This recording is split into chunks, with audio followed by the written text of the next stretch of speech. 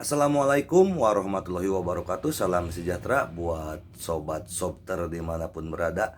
Semoga kita semua dalam keadaan sehat jasmani dan rohani, tidak kekurangan satu apapun. Amin ya robbal alamin. Bab 19-20.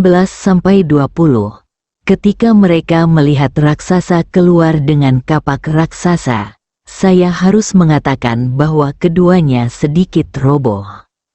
Astaga, dan kapak, Ye Guan dan Xiao Ge saling memandang, dan saat berikutnya, mereka berlari langsung menuju susunan teleportasi. Menjauhlah, dan pada saat ini, suara angin kencang tiba-tiba terdengar di lapangan. Kemudian, Xiao Ge dan Ye Guan, yang baru saja berlari ke susunan teleportasi, melihat kapak raksasa menebas langsung ke susunan teleportasi. Ledakan, susunan teleportasi langsung meledak. Ekspresi mereka membeku. Ini sudah berakhir. Ye Guan memandang raksasa itu dan berkata, "Saudara Xiao, tidak ada pilihan lain. Tidak ada jalan keluar. Tidak ada pilihan lain. Kita hanya bisa bertarung sampai mati." Xiao Ge melirik Ye Xuan. "Aku akan membunuhnya. Kamu mencari kesempatan." Setelah mengatakan itu, dia tiba-tiba bergegas ke depan dan melemparkan tombak di tangannya ke raksasa itu. Tertawa, pistolnya melesat ke langit dan mengoyak udara. Sungguh sangat menakutkan. Pada saat ini, tangan kanan raksasa itu tiba-tiba terentang. Di kejauhan, kapak raksasa itu tiba-tiba terbang kembali ke tangannya. Lalu dia menebasnya dengan kapak yang tajam. Ledakan, ketika kapak jatuh, tombak Xiao Ge langsung hancur. Pada saat ini, Xiao Ge di kejauhan tiba-tiba melompat dan menangkap tombak yang hancur itu. Kemudian, dia memutar tubuhnya, dan sekali lagi menusuk ke arah raksasa itu. Di atas ujung tombak, cahaya tombak muncul. Raksasa itu tidak memiliki ekspresi di wajahnya, mengangkat tangannya dan memukulnya dengan kapak. Ledakan, dalam sekejap, Xiao Ge terbang beberapa meter jauhnya dengan senjatanya.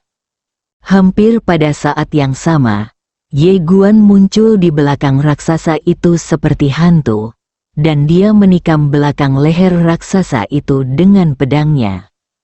Tertawa, pedang itu tertancap dalam jarak beberapa inci. Ye Guan terkejut, dan dengan cepat melepaskan pedang udaranya, lalu berguling di belakangnya. Hampir pada saat yang sama, sebuah kapak besar menyapu dari tempatnya sekarang. Hancur seketika. Ye Guan mundur beberapa kaki, lalu merentangkan telapak tangannya dan mengembunkan pedang Qi. Raksasa itu menatap ke arah Ye Guan dan hendak mengambil tindakan. Pada saat ini, tiba-tiba terdengar suara terobosan di udara di belakangnya. Raksasa itu tiba-tiba berbalik pada saat yang sama. Ye Guan memanfaatkan tren tersebut dan menikamnya, berguling ke depan. Raksasa itu mengangkat tangannya dan memukul kapak. Ledakan, Xiao Ge pingsan lagi. Kali ini, dia terbang lebih dari 40 kaki, dan akhirnya menghantam tanah dengan keras. Begitu dia menyentuh tanah, bekas darah keluar dari mulutnya. Pada saat ini, Ye Guan dari kejauhan tiba-tiba menikam selangkangan raksasa itu dengan pedangnya. Berarti, dalam pertarungan hidup dan mati, kamu harus melawan posisi ini saat melawan seorang pria. Pedang ini ditusukkan ke depan, pedang itu menembus beberapa inci, dan kemudian tertancap lagi. Ye Guan tercengang, brengsek. Bisakah itu terjebak di sini? Pada saat ini, kekuatan mengerikan tiba-tiba datang dari atas kepalanya. Ye Guan dengan cepat melepaskan pedangnya dan berguling ke belakang lagi, lalu menghindari kapak fatal raksasa itu menebas langsung ke tenggorokan raksasa itu. Tertawa, pedang udara membuat sayatan dangkal di tenggorokan raksasa itu. Namun, saat berikutnya, raksasa itu langsung menamparnya, dan pedang udara itu langsung hancur. Melihat pemandangan ini, wajah Ye Guan tiba-tiba menjadi gelap. Dia menatap tenggorokan raksasa itu, tidak tahu apa yang dia pikirkan. Pada saat ini, raksasa itu tiba-tiba berjalan menuju Ye Guan.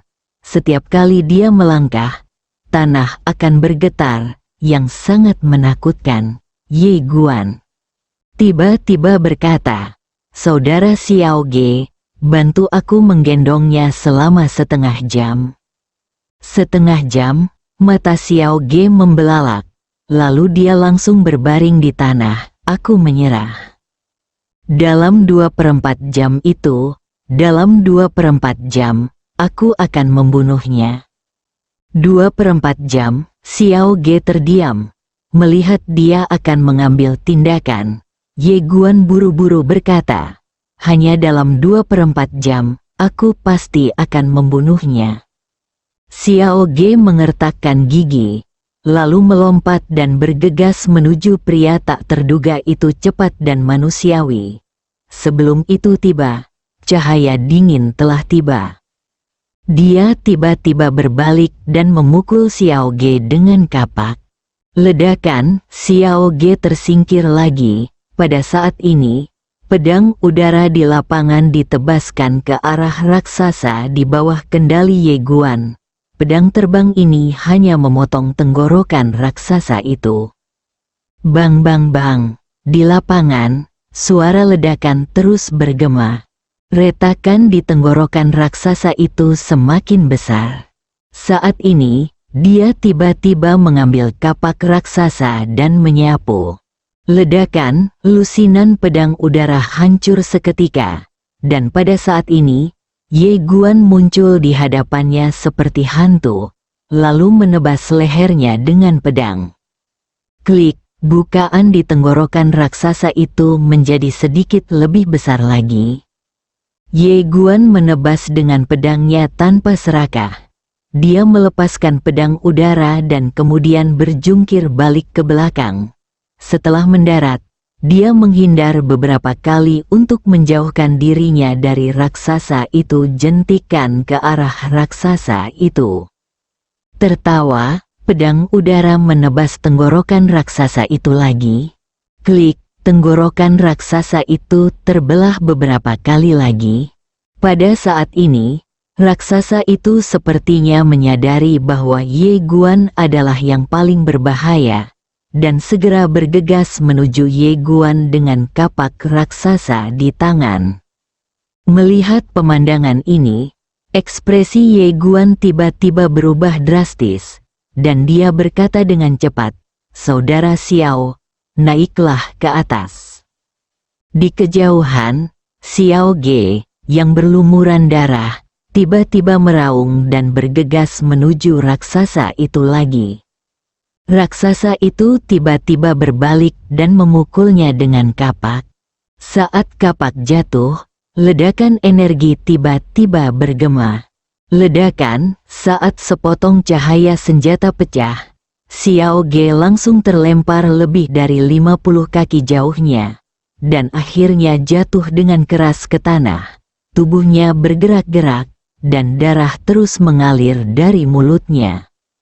Pada saat ini, beberapa napas lagi keluar. Pedang itu menghantam tenggorokan raksasa itu satu demi satu. Bang bang bang, saat beberapa ledakan terdengar, luka besar muncul di tenggorokan raksasa itu. Pada saat yang sama, dia mundur beberapa kaki. Melihat adegan ini, Ye Guan sangat bersemangat dan berkata dengan cepat, "Saudara Xiao, cepat tahan dia. Aku akan membunuhnya." Di tanah di kejauhan, Xiao Ge berkata dengan suara gemetar, "Saya penanam senjata, bukan penanam fisik." Pada saat ini, raksasa itu sangat marah, dan dia bergegas menuju Ye Guan. Melihat adegan ini, ekspresi Ye Guan tiba-tiba berubah, dan dia segera mulai berlari. Untungnya, ketika saya berada di sana, kemampuan saya untuk melarikan diri telah berkembang. Oleh karena itu, bahkan kapak raksasa pun tidak mampu melukainya. Dan dia tidak berani memilih untuk bertarung keras, karena kekuatannya jauh lebih rendah dari orang ini. Jika dia berjuang keras, dia akan kehilangan kekuatan bertarungnya bahkan jika dia tidak mati. Jadi, Ye Guan berlari dan berkata, "Saudara Xiao, cepat, bawa untuk yang terakhir kali, bawa lagi." Di kejauhan, Xiao Ge, yang terbaring di tanah berdarah, mengangkat kepalanya dan melirik ke arah raksasa itu di kejauhan. Ketika dia melihat tenggorokan raksasa itu sudah ketika dia akan meledak sepenuhnya, tatapan ganas muncul di matanya. Dan kemudian dia menggunakan seluruh kekuatannya untuk melompat ke arah raksasa itu. Pada saat ini, raksasa itu tiba-tiba menoleh, lalu memukulnya dengan kapak. Ledakan, saat cahaya tombak pecah, Xiao Ge terbang hampir 100 kaki jauhnya. Saat dia mendarat di tanah, tubuhnya bergerak-gerak. Di tanah, Xiao Ge gemetar. "Aku tidak bisa melakukannya lagi, aku akan mati." Dan di kejauhan, pada saat Xiao Ge terpotong, dia menemukan kesempatan untuk bergegas maju, dan lalu memegang pedang udara itu ditusukkan ke tenggorokan raksasa itu. Tertawa, kali ini, pedang udara menembus langsung melalui tenggorokan raksasa itu. Kemudian, mata Ye Guan bersinar dengan ganas, dan dia mengayunkan pedangnya dengan tajam. Tertawa, kepala raksasa itu langsung terbang. Melihat pemandangan ini, Ye Guan menghela nafas lega. Pada saat itu, raksasa itu tiba-tiba mengayunkan kapak raksasanya. Dengan sapuan ini, kapak raksasa itu terlepas dari tangannya. Kapak guntur dan kilat yang menakutkan. Ekspresi Ye Guan berubah drastis dalam sekejap. Dia ingin melarikan diri, tapi sudah terlambat. Ledakan, Ye Guan langsung pingsan. Secara kebetulan, dia menabrak Xiao Ge yang hampir sekarat, lalu terbang puluhan kaki jauhnya sambil menggosok tanah dengan Xiao Ge. Xiao Ge, Ye Guan memuntahkan beberapa suap darah. Dia tidak terlalu peduli dan dengan cepat melihat ke arah raksasa di kejauhan. Pada saat ini, raksasa itu perlahan jatuh, dan kemudian sedikit demi sedikit menghilang. Melihat pemandangan ini, Ye Guan menghela nafas lega lalu berbaring di samping Xiao Ge. Ye Guan berbalik dan melirik ke arah Xiao Ge. "Saudara Xiao, kamu baik-baik saja?" Xiao Ge berkata dengan gemetar, "Tidak apa-apa, tapi aku hampir mati." Ye Guan menyeringai, "Kita menang." Xiao Ge mengangguk sedikit. "Jika kita tidak bisa menang lagi, kita harus bertemu satu sama lain di kehidupan selanjutnya." Ye Guan tertawa. Sensasi bertarungnya sebenarnya cukup seru.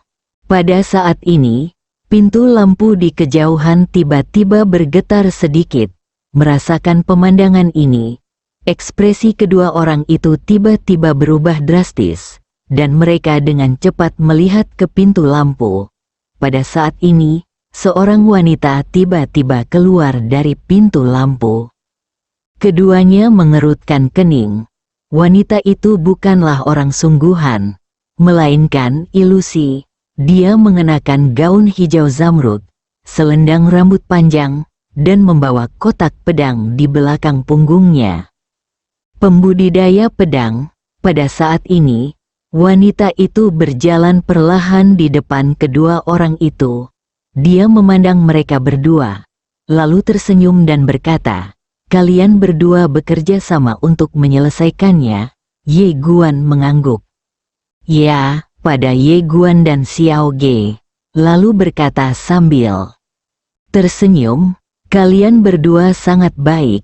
Di dunia di bawah negara ilahi dunia tengah ini, kalian berdua adalah orang kedua yang menembus tingkat ke-9. Ye Guan sama-sama tercengang. Kedua, Xiao Ge segera bangkit, lalu bertanya, "Siapa yang pertama?" Wanita itu tersenyum dan berkata, "Ada seorang gadis kecil dari dunia tengah Tiongkok, bernama Jixuan. Biar ku beritahu, dia memecahkannya sendirian. Pada saat itu dia kebetulan seumuran denganmu, keduanya berusia 17 tahun." Mendengar ini, ekspresi Ye Guan dan Xiao Ge tiba-tiba menjadi gelap. Kegembiraan baru saja menembus level menghilang tanpa jejak dalam sekejap.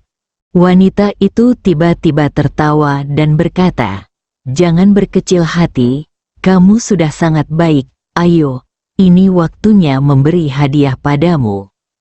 Saat dia mengatakan itu, dia membuka telapak tangannya dan sebuah kotak muncul di depan mereka berdua. Ye Guan berkedip, "Satu," wanita itu mengangguk, "Satu?" Ye Guan berkata, "Kita berdua, bolehkah aku memberimu satu lagi?" Wanita itu berkedip, "Tidak," membuka kotak itu. Sekilas, ada sebuah gulungan di dalamnya. Ye Guan sedikit penasaran, "Apa ini?" Wanita itu tersenyum dan berkata, "Metode berlatih di tingkat abadi." Di atas tingkat surgawi, mendengar ini, ekspresi Ye Guan dan Xiao Ge berubah. Untung saja Akademi Guangxuan tidak memilikinya.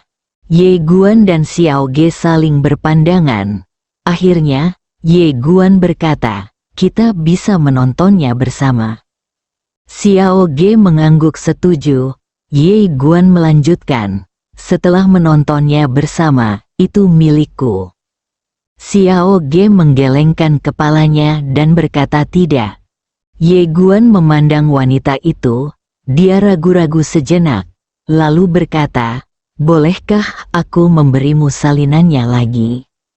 Wanita itu hendak berbicara. Tiba-tiba, dia sepertinya menemukan sesuatu, dan wajahnya langsung berubah meraih buku Ye Guan dengan tangan kanannya. Ye Guan tercengang, wanita itu menatap Ye Guan, matanya penuh rasa tidak percaya, "Gila." Pada titik ini, dia tidak berkata apa-apa lagi. Wajah Ye Guan penuh kebingungan. Setelah beberapa saat, wanita itu menatap Ye Guan dalam-dalam, dan kemudian matanya perlahan melembut. Dia melepaskan tangan Ye Guan dan berkata sambil tersenyum, "Oke. Kamu Guan." Mendengar ini, Ye Guan dan Xiao Ge sangat gembira. Wanita itu menatap Ye Guan, matanya tidak hanya lembut, tapi juga sedikit rumit. Setelah beberapa saat, dia berbisik, "Gambaran saya ini akan hilang. Saya menantikan kedatangan Anda ke rumah sakit utama." Ye Guan memandang wanita itu, "Senior, apakah Anda dari rumah sakit utama?" Dan berkata, "Ya, Akademi Guangxuan di alam semesta Guangxuan, halaman utamanya sangat menyenangkan, ingatlah untuk datang." Pada saat ini, suara Xiao Ta tiba-tiba terdengar di menara kecil. "Ye Yu, aku tidak pernah menyangka akan melihatnya di tempat ini dan dengan cara ini." Suara misterius itu berkata, "Apakah itu orangnya?" Di lapangan, Ye Guan dan Xiao Ge sama-sama sangat bersemangat saat ini. Metode budidaya tingkat abadi, ini sangat keterlaluan. Bahkan di seluruh Nanzu, saya khawatir tidak ada satupun. Keduanya menghapus ketidakbahagiaan mereka sebelumnya, dengan senyum cerah di wajah mereka. Pada saat ini, susunan teleportasi di kejauhan tiba-tiba bergetar.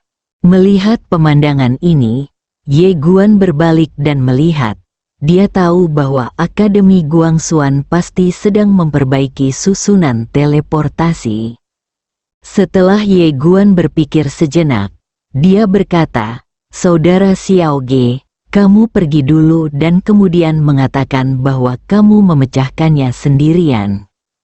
Mendengar ini, Xiao Ge tampak bingung. Kenapa?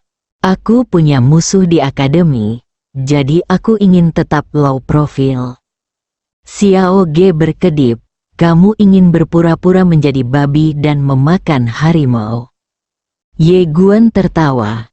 Ya, Xiao Ge berpikir sejenak, lalu berkata, sejujurnya, aku tidak ingin melakukan hal semacam ini, karena itu membuatku merasa sedikit malu. Ye Guan berkata dengan serius, bantu aku, dia masih ingin tetap low profile. Lagi pula, dia tidak ingin dikenang oleh orang lain setiap hari. Menghasilkan banyak uang secara diam-diam adalah cara yang harus dilakukan. Reputasi, dia tidak terlalu peduli. Setelah Xiao Ge terdiam beberapa saat, dia berkata, "Oke." Ye Guan berkata sambil tersenyum, "Terima kasih." Xiao Ge melirik ke arah Ye Guan, lalu berkata, "Apakah kamu baru saja bergabung dengan akademi?" Mengangguk, "Ya, baru saja tidak butuh waktu lama bagi saya untuk bergabung." Xiao Ge berkata sambil tersenyum, "Jika Anda memiliki kesempatan untuk datang ke Tianjinfeng, saya tinggal di sana. Pedang terbang Anda sangat bagus, datanglah ke sana. Aku ketika kamu punya waktu, dan kita bisa belajar satu sama lain." Ye Guan berkata sambil tersenyum, "Oke." Pada saat ini, susunan teleportasi tiba-tiba bergetar. Ye Guan tersenyum dan berkata, "Saudara Xiao, sampai jumpa lagi." Saat dia mengatakan itu, dia mengambil kotaknya dan menemukan tempat untuk menyembunyikannya. Xiao Ge tersenyum, lalu berbalik dan berjalan menuju susunan teleportasi. Pada saat ini, seorang lelaki tua tiba-tiba muncul di susunan teleportasi. Saat lelaki tua itu muncul, 3 mentor hebat juga muncul di lapangan, begitu pula Lu Chen. Orang tua yang memimpin tidak lain adalah Kepala Akademi Guangxuan, Zhu Fu. Melihat orang itu datang, Xiao Ge segera berjalan mendekat dan membungkuk hormat, "Guru." Zhu Fu dengan lembut menepuk bahu Xiao Ge dan berkata sambil tersenyum, "Bagus sekali. Seseorang benar-benar berhasil menembus lantai 9. Zhu Fu tiba-tiba berkata, "Ayo pergi." Dengan itu, semua orang memasuki susunan teleportasi. Dan saat mereka hendak pergi, Zhu Fu melihat ke arah tertentu. Setelah semua orang pergi, Ye Guan menyelinap keluar, lalu memasuki susunan teleportasi, dan akhirnya diam-diam meninggalkan menara percobaan. Berita bahwa Xiao Ge berhasil menembus lantai 9 dengan cepat menyebar ke seluruh Akademi Guangxuan. Dan Akademi Guangxuan tidak menyembunyikan Xiao Ge. Untuk sementara waktu, reputasi Xiao Ge menjadi terkenal. Di menara percobaan tertentu, di lantai 7, Xiao Ge datang ke lantai 7. Saat ini, Nanxuan sedang berlatih dengan gila-gilaan. Tentu saja dia tidak berani mengendurkan janji temu di bulan Januari. Xiao Ge tiba-tiba berkata, "Seseorang telah menembus lantai 9. Mendengar ini, Nanxuan tertegun, dan kemudian wajahnya berubah menjadi sangat jelek. "Apakah itu Ye Guan?" Xiao Ge berkata sambil tersenyum, Jangan khawatir, itu bukan dia. Itu Xiao Ge, Xiao Ge. Nan Xuan sedikit mengernyit, belum pernah mendengarnya. Xiao Ge mengangguk sedikit. Itu normal jika kamu belum pernah mendengarnya. Kepala rumah sakit sendiri. Hanya sedikit dari kita yang mengetahuinya sebelumnya. Nan Xuan berkata dengan sungguh-sungguh, jadi, dia adalah murid ketua. Xiao Ge mengangguk, ya, sudah hampir diputuskan. Mungkin juga menjadi presiden akademi berikutnya. Nan Xuan terdiam. Xiao Ge berkata sambil tersenyum, prioritas utama Anda sekarang adalah melakukan dua hal. Pertama, ketika periode Januari tiba, lewati uji coba tingkat ini. Jika Anda dapat melewati uji coba tingkat ini, Anda memiliki setidaknya 80% peluang untuk lulus membunuh orang itu. Ye Guan. Kedua, kamu bisa berteman dengan Xiao Ge. Jika kamu bisa berteman dengannya, itu akan sangat membantu kamu, karena latar belakang keluarganya cukup istimewa dan dikatakan terkait dengan dunia atas. Petik 2. Alam atas. Nan Xuan sedikit mengernyit, bukan dari Nanzu kami. Xiao Ge mengangguk, bukan dari Nanzu. Mengenai identitasnya, saya tidak tahu. Singkatnya, ada banyak manfaat bagi Anda untuk mendapatkan kebaikan hubungan dengannya. Jika kamu bisa membuatnya berkonflik dengan Ye Guan, itu akan lebih baik. Dengan cara ini, kamu tidak hanya bisa menekan Ye Guan, tetapi juga menekan tuannya. Nan Xuan terdiam sejenak dan berkata, ku dengar Ye Guan memiliki saudara perempuan di akademi. Xiao Ge segera menggelengkan kepalanya. Tidak, sejauh yang aku tahu, Yenan telah dirawat oleh Fei Banxing, jadi jangan gunakan kepalamu. Nan Xuan mengangguk sedikit. Aku akan bisa lewat sini paling lama dalam 5 hari. Saat itu, aku akan memiliki hubungan yang baik dengan Xiao Ge itu. Xiao Ge mengangguk. Oke. Kamu bisa berlatih keras. Setelah itu, dia berbalik dan pergi. Di lapangan, mata Nan Xuan bersinar dengan cahaya dingin. Ye Guan kembali ke aula utamanya.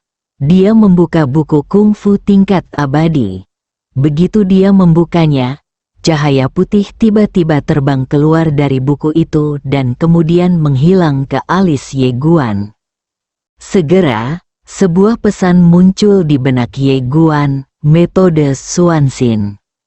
Keterampilan tingkat abadi, Ye Guan dengan cepat duduk bersila dan mulai menyerap energi spiritual.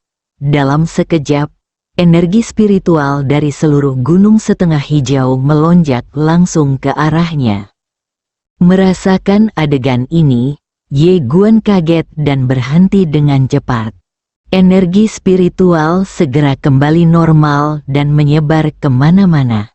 Ye Guan terkejut, ini sangat menakutkan. Dia menemukan bahwa keterampilan tingkat abadi ini setidaknya 10 kali lebih kuat dari keterampilan tingkat hari itu. Ini sangat keterlaluan, seolah memikirkan sesuatu. Ye Guan segera berdiri dan datang ke aula utama Nalanjia. Saat dia hendak mengetuk pintu, pintu aula utama tiba-tiba terbuka, lalu Nalanjia keluar. Hari ini, Nalanjia mengenakan gaun biru muda, dengan rambut panjang tergerai santai di belakang punggungnya. Kulitnya seputih batu giok, matanya seperti bintang, dan keanggunannya tak tertandingi. Melihat Ye Guan, Nalanjia tersenyum tipis. Ada apa? Ye Guan mengangguk, dan dia hendak berbicara. Saat ini, dia tiba-tiba melihat ke arah Nalanjia. Apakah kamu sudah mencapai alam spiritual? Ya, mendengar ini, Ye Guan terkejut. Tahukah Anda, ketika dia datang dari kota kuno, Nalanjia berada di alam Dharma yang sebenarnya, tapi sekarang, Nalanjia telah mencapai alam dewa. Melintasi 3 alam berturut-turut, Nalanjia tiba-tiba berkata, "Fisik saya sangat istimewa." Guru berkata bahwa tidak ada hambatan dalam kultivasi awal saya. Mendengar ini, Ye Guan menggelengkan kepalanya dan tersenyum. Itu berlawanan dengan langit. Tidak ada apa-apa. Ye Guan segera mengeluarkan buku kungfu tingkat abadi dan menyerahkannya kepada Nalanja. "Setelah kamu membacanya, berikan padaku." Nalanja membukanya dan melihatnya, dan tertegun, teknik kungfu tingkat abadi. Guan mengangguk. "Ya." Nalanjia melirik Ye Guan, "Bagaimana kamu bisa memiliki tingkat keterampilan seperti itu?" Ye Guan ragu-ragu. Nalanjia tiba-tiba berkata, mengangguk sedikit, dan kemudian dia hanya tahu apa yang terjadi di menara percobaan sebelumnya. Setelah mendengarkan, Nalanjia terdiam beberapa saat dan berkata dengan lembut, "Awalnya, kupikir aku seharusnya bisa memenangkanmu sekarang. Tapi sekarang sepertinya jika aku benar-benar mengambil tindakan, aku masih tidak punya peluang untuk menang." Tidak ada kata-kata yang diucapkan. Nalanjia melihat skill di tangannya. Dia tidak menolak dan mulai melihatnya. Setelah beberapa saat, dia mengingat semua isi hatinya dan kemudian mengembalikan skill itu kepada Ye Guan. Ye Guan mengerahkan keahliannya, dan Nalanjia tiba-tiba berkata, "Kamu dan Nanan Xuan akan menuju tahap hidup dan mati dalam waktu setengah bulan." Ye Guan mengangguk, "Ya, aku akan ayo pergi dan menghiburmu." Ye Guan tersenyum dan berkata, "Oke." Nalanjia tersenyum tipis, "Saya ingin berlatih." Ye Guan mengangguk. "Oke." Saat ini, Nalanjia tiba-tiba berkata, "Tunggu." Ye Guan berbalik dan melihat ke arah Nalanjia. Nalanjia tiba-tiba mengeluarkan bungkusan ungu dan menyerahkannya kepada Ye Guan. "Ini untukmu." Lalu berkata, "Apakah kamu menjahitnya dengan tanganmu sendiri?" Nalanjia mengangguk dan berkata sambil tersenyum, "Ada bumbu khusus di dalamnya.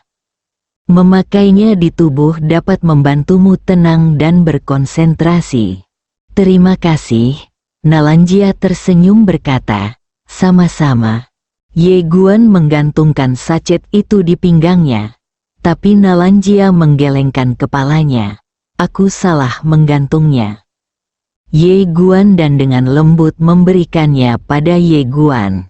Keduanya begitu dekat saat ini sehingga Ye Guan bisa dengan jelas merasakan aroma Nalanjia. Melihat keindahan yang begitu dekat, Ye Guan tidak merasakan apapun selain kehangatan di hatinya. Segera, Nalanjia menutup bungkusnya dan kemudian mundur ke aula. Dia melihat ke arah Ye Guan dan berkata, "Saya sedang berlatih." Kamu melirik bungkusan di pinggangnya, menyeringai, lalu berbalik dan pergi. Begitu Ye Guan pergi, Nalanjia muncul di pintu lagi. Dia melihat punggung Ye Guan di kejauhan dengan senyuman di wajahnya. Setelah Ye Guan meninggalkan aula Nalanjia, dia datang ke aula Fei Banxing lagi. Saat dia hendak mengetuk pintu, suara Fei Banxing datang dari aula, "Masuk." Pintu dan masuk. Dia mendatangi Fei Banxing, lalu memberi sedikit hormat kepada Fei Banxing, "Guru." Fei Banxing memandang Ye Guan. "Duduk." Fei Banxing berkata dengan tenang, "Apakah ada yang salah?" Ye Guan mengangguk dan mengeluarkan buku kungfu tingkat abadi dan meletakkannya di depan Fei Banxing. Fei Banxing meliriknya, lalu menatap Ye Guan tanpa berkata apa-apa. Ye Guan ragu-ragu sejenak, dan kemudian berkata, saudara Xiao dan aku menghancurkan lantai 9 bersama-sama. Melihat Ye Guan mengaku atas inisiatifnya sendiri, Fei Banxing tiba-tiba tersenyum. Teknik budidaya tingkat abadi ini adalah itu hadiahmu. Ye Jian mengangguk. Ya, satu untuk setiap orang. Fei Banxing memandang Ye Guan. Kamu memberikannya padaku? Ye Jian mengangguk. Ya, Fei Banxing berkata sambil tersenyum. Itu alasan mengapa kamu memberikannya kepadaku adalah karena aku membelikanmu teknik tingkat surga. Jadi kamu ingin membalas budimu? Ye Guan terdiam. Fei Banxing berkata dengan tenang, saya tahu, Anda tidak ingin berhutang budi kepada saya. Dalam hal ini, mari pertahankan tekniknya dan kita akan bersih. Ye Guan ragu-ragu sejenak, lalu berkata, instruktur membuat sebuah kesalahan. Fei Banxing memandang ke arah Ye Guan. Ye Guan berkata dengan serius, saya memberi Anda volume latihan ini untuk membalas budi, tetapi ini bukan balasan. Saya hanya berpikir bahwa volume latihan ini juga berguna guru. Itu saja. Fei Banxing memandang Ye Guan, tidak berkata apa-apa. Ye Guan Dao, sungguh, setelah Fei Banxing terdiam beberapa saat, dia berkata, saya mengerti. Ye Guan berdiri dan membungkuk sedikit. Guru, saya akan berlatih kiri. Setelah Ye Guan pergi, Fei Banxing melihat buku kungfu tingkat abadi di depannya. Setelah beberapa saat, senyuman muncul di wajahnya.